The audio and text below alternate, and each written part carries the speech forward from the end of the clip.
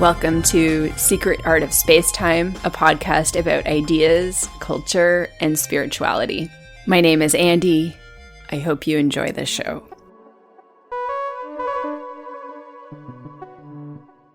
In the first part of this exploration of the simulation hypothesis, I said that I thought there were at least 3 reasons that this perspective is so popular, despite that it relies on a massive assumption that itself is on kind of shaky ground. The first reason I suggested is that the hypothesis makes a lot of sense from a reductive materialist paradigm.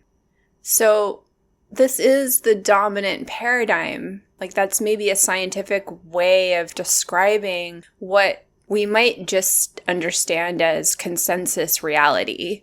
And so for people who are steeped in this worldview, which is most people, at least in the English-speaking world, from this perspective, I think the simulation hypothesis is likely to feel very resonant, very intuitive, because it almost follows from the premises of reductive materialism. However, this paradigm is being called into question from all kinds of different directions, which is something we've talked about on previous episodes. The second reason I suggested for the popularity of this hypothesis is its similarity to other ideas such as Plato's cave allegory, such as the Hindu concept of Maya, such as the Gnostic idea that the material world was created by a Demiurge. So all these frameworks are similar to the simulation hypothesis, but they're importantly different because they all offer a spiritual or philosophical solution, whereas simulation hypothesis suggests we're sort of forever trapped in this simulated reality. And I know some people would argue, so what? Like, it's reality either way. Like, we have the same experiences either way, whether we're in a simulation or not. But I think the ways in which we describe reality really importantly impact our experience of it. So I would argue that our worldview, our philosophies, our frame, our metaphysics is important and does make a difference. I want to get to the third reason that I think this theory is, or this hypothesis is so popular, which is political. So in our current economic system, right, in this current version of capitalism, which requires constant growth, there's a need to create new markets, right? That's the only way that capitalism can keep growing, that profits can keep increasing. And obviously, the current big market that's being developed and exploited is data. So there's a huge capitalist incentive to increase the data that's collected. And so that's one of the reasons there's such a big push to integrate in a deeper way humans and computers, right? Because as we are more deeply integrated, much more of our data can be read, right? And for the deepest integration that's being proposed with technologies like, for example, Neuralink, which not only read our data, but would also write to the brain, meaning it goes both ways. The technology reads the brain, but also impacts the brain. For that technology to be feasible, I think there has to be a framework in which consciousness is understood as material. If consciousness is just a material thing and computers can create consciousness and be conscious, then there's no reason we shouldn't be hooked up into the web, really. But if we see ourselves as having agency, as being beings, then why would we agree to be hooked up into a system where we're giving up our control, where we're giving up our agency, right? With technology that can write to the brain, right? That can impact our brain, that can impact our decisions. Why would we agree to that? And this is already, of course, happening with technologies that nudge our behavior. So yes, we might not be literally hooked into the web, but with the way that data is being mined right now, many aspects of the internet are specifically designed to manipulate our behavior. So where does this end is the question, right? If things keep going in this direction, then will we have any freedom at all? If we are basically just biological computers, and we're really no different from computers, then there's no reason for us to have freedom. Right? The self is just an illusion. There's no such thing as a soul. Consciousness can be created by any physical system with sufficient complexity. So why shouldn't we all be hooked into the web? Wouldn't it be more efficient? Imagine how populations could be controlled with this kind of system. So we're moving here from capitalism into a potential tyrannical dystopia. And I think this kind of theoretical framework paves the way for that as a real possibility. Now, in questioning the simulation hypothesis, I am not questioning technology. I'm not anti-technology. I think there are a lot of really exciting possibilities for technology, even for AI. The real issue with this technology is not the technology itself. It's that it's being used to amplify capitalism to the point of taking us beyond capitalism into some other structure. If this technology were being developed separately from this capitalist incentive towards profit and control and data collection, and I think it's not just capitalism. There's also this incentive towards control, which is not necessary within a capitalist system, but we might understand it as very enticing for those who have a lot of power, right? This possibility of greater control over human population. So it's not the technology itself, it's the way it's being used, it's who's using it and why and for what ends. There are all kinds of ways we might imagine developing AI, for example, where AI is not being controlled by this small minority who has certain interests that may not be aligned with the best for humanity, right? So as with everything, we have to question the interests of those who have power, what their intentions are, what they have to gain or lose, why they're doing things. I think that it's in thinking through these ideas, in sort of facing the dystopic potentials, that we actually gain freedom. There's the level of humanity and what we will collectively decide to do, what path we will together decide to go down. But even if a large chunk of humanity does decide to merge more fully with technology, even then, as individuals, we still have freedom. You can even see that now with technology, where it's easy to, say, complain about social media and what it's doing to us.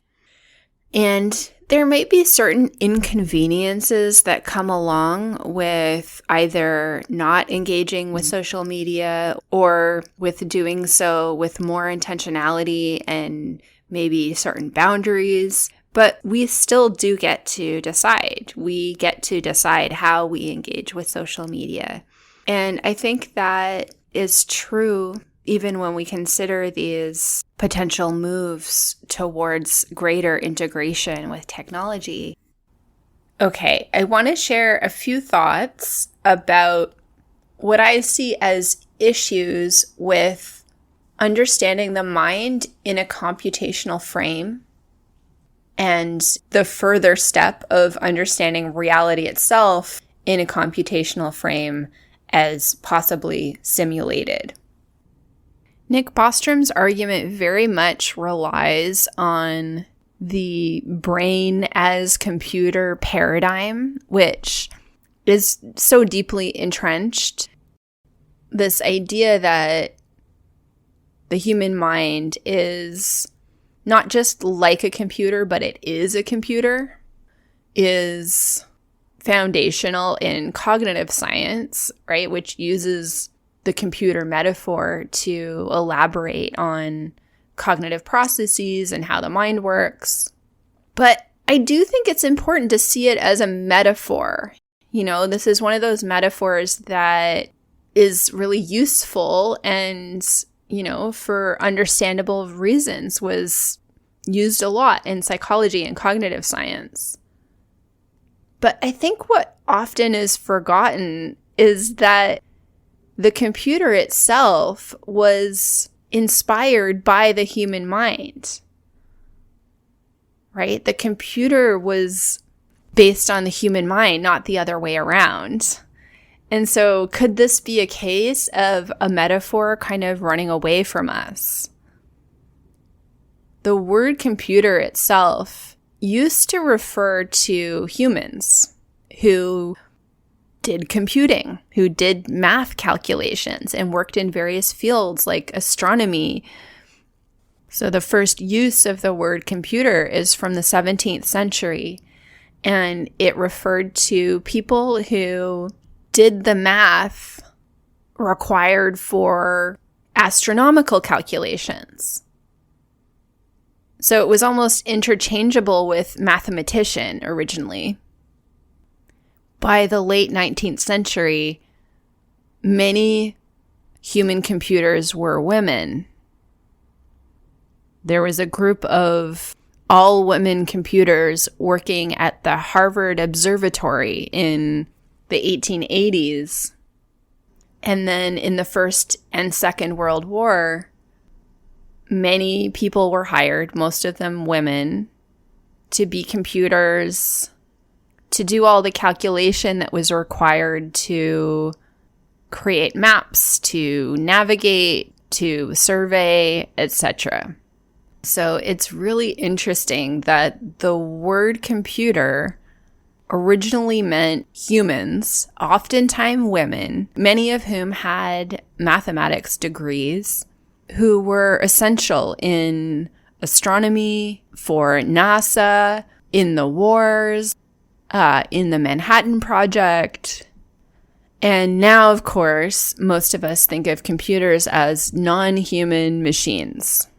So originally, the machine computers were modeled off of human computers, but now a lot of people understand the human mind as like machine computers rather than the other way around. And while machine computers can do many incredible things and are able to perform certain calculations that humans cannot, I do think it's important not to lose sight of all the many things that humans can do that computers cannot, particularly if we look beyond computation and conceptual thought and take into account feeling, emotion, care, creativity, sensitivity. And then if we consider spirituality, that of course opens it up to many other things that humans are capable of. I think this movement of creating computers modeled on the human mind and then eventually starting to see the mind as like a computer parallels this tendency for sort of forgetting that theory is theory. We spoke about this a lot in the episode Abstraction Implosion. Theory describes reality, but it isn't itself reality. It's a part of reality, obviously. But a theory is, first of all, not useful if it tries to encompass every aspect of reality. But second of all, that's impossible. It's impossible for a theory to be as complex as reality itself, because it would then be reality itself, right? There's this famous Borges story, which is called On Exactitude in Science, which is the perfect title.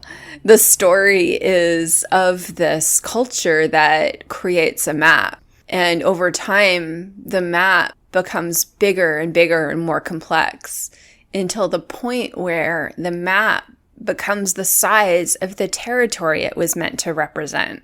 And we could imagine how useless such a map would be. If you unfolded the map, it would take up just as much space as the land you were trying to find your way through. But not only would such a map be useless, I don't think it's in principle possible to create a map that is as complex as its territory. No matter how complex the map gets, how could it possibly represent every single aspect of reality? So I think what's going on here, in a way that parallels this move to seeing the mind itself as not just like a computer, but as a computer, in a way that parallels this tendency for theories to come to replace reality in our minds, oftentimes.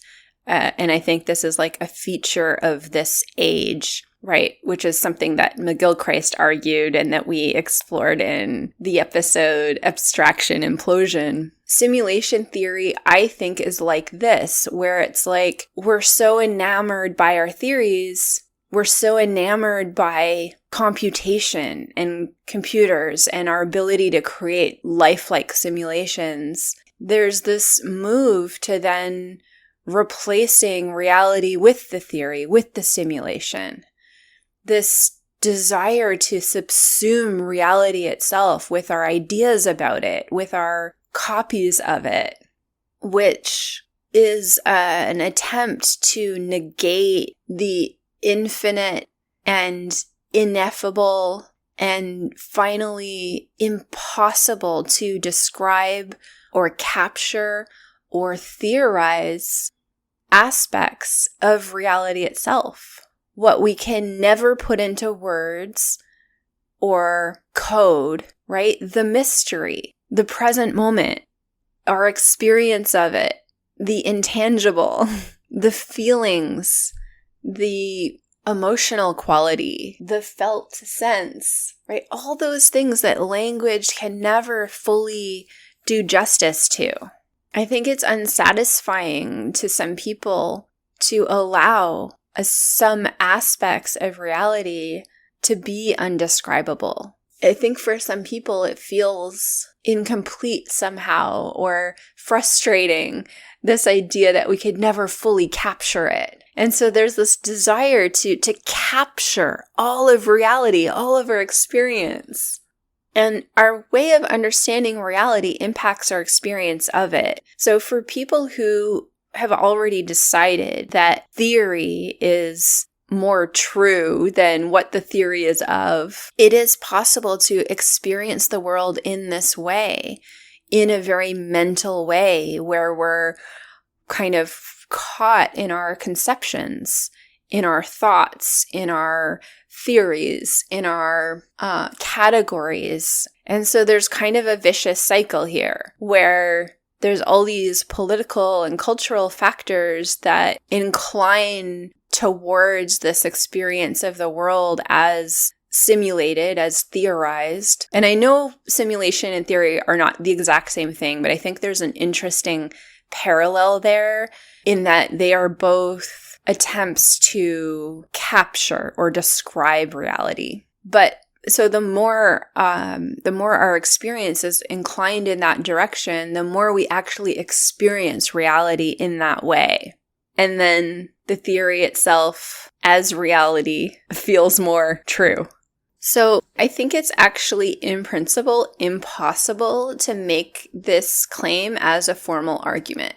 Because what I'm suggesting is that we not lose sight of what is precisely beyond argument or theory, right? So no argument or theory can really get to it, except the kinds of arguments and theories that point to the limits of knowledge, like some of Wittgenstein's ideas, for example. And Wittgenstein famously said, "Whereof one cannot speak, one must be silent." And so perhaps it's appropriate for us to take a moment to feel into this aspect of reality that cannot be theorized, and I'm suggesting cannot be coded or simulated. So, will you do it with me? If you're able to right now, if you're not driving or doing something important, then close your eyes with me. Drop your awareness into your body. And scan through your body, just feeling, just noticing what's there. Just noticing different sensations. Noticing what you feel.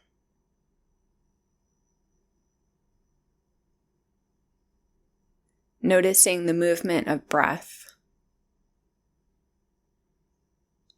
Without changing anything you observe, without judging or criticizing, without deciding anything, without categorizing, without naming, just simply noticing what's there.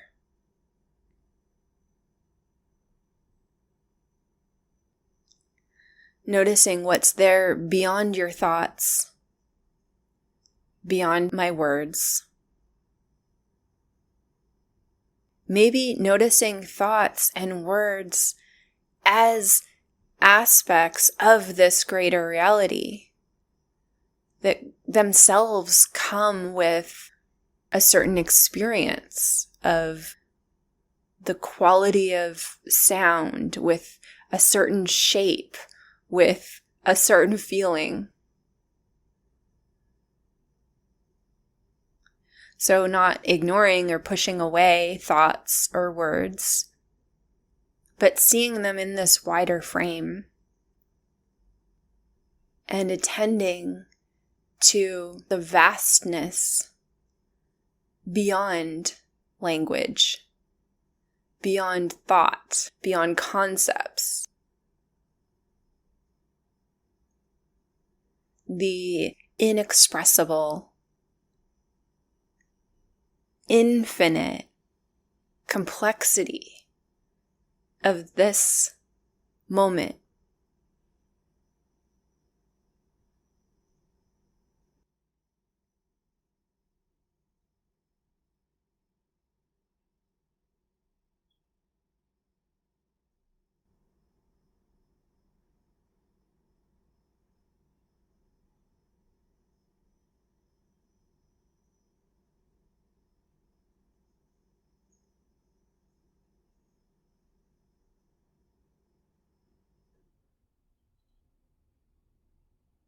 This is the only source of creativity. This is the realm of love.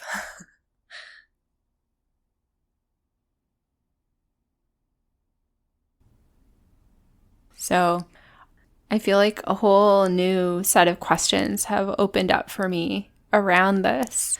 And I'm starting to be really interested in simulation, not in terms of this hypothesis, but in terms of an aspect of late capitalism. How our lives have become so full of simulations in so many different ways. Even like post-industrialization, like factory-made mass products could be seen as simulations. And, as we move more and more online, we start to interact with simulated realities more and more. So maybe simulation has become such a feature of our existence that it's hard for us even to imagine ourselves out of it. I suspect that a lot of people listening to this are moving in a different direction, one that is not getting so lost in the world of simulation to the point where we start to see reality itself as simulated, but moving more in the direction of appreciating and relating to this aspect of reality that cannot be subsumed by theory or explanation, right? The mystery, relationality, presence. And I'm particularly interested in the relationship between theoretical thought and this unexplainable, irreducible felt presence of the present moment.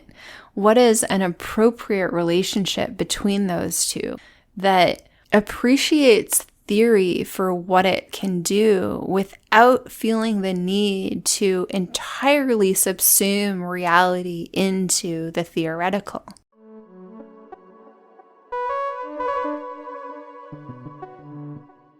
For more information, for more content, head on over to Substack. The link is in the show notes. Thank you so much for listening, everyone. Until next time, take care.